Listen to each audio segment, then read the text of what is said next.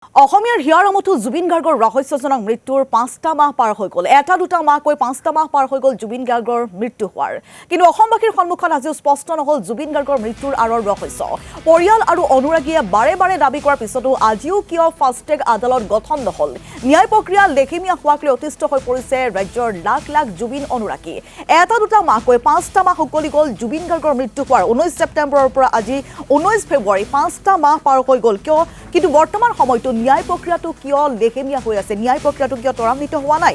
পৰিয়ালবৰ্গৰ ফাষ্টেগ আদালতৰ দাবী তুলিছিল। পৰিয়ালবৰ্গৰ দাবী, ৰাইজৰ দাবী, অনুৰাগীৰ দাবী, কিন্তু ফাষ্টেগ আদালত এতিয়াও কিয় সুদূৰ পৰাহত? ন্যায় প্ৰক্ৰিয়া লেখেমীয়া হোৱাক লৈ এতিয়া অতিষ্ঠ হৈ পৰিছে লাখ লাখ জুবিন অনুৰাগী। আমি প্ৰথমে আপোনালোকক দুটা ভাষ্য শুনাব বিচাৰিছোঁ। প্ৰথমেই জুবিন পত্নী গৰিমা শইকীয়া গাৰ্গৰ এটা ভাষ্য, তাৰ পিছতেই মুখ্যমন্ত্ৰী ডক্টৰ হিমন্ত বিশ্ব শৰ্মাৰ এটা ভাষ্য পোনপ্ৰথমে শুনালৈ বিচাৰিছোঁ।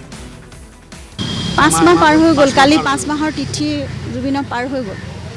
6 মাহত সোমালেহি। গতিকে এনেকৈ আৰু কিমান দিন?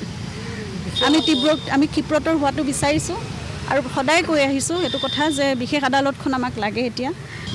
আমি যদি জুবিনক ন্যায় দিব নোৱাৰোঁ, আমাক আপোনালোকে কিয় ফোন নিদিয়াটো স্বাভাৱিক আৰু তাক আমি মানিও ল'ব লাগিব।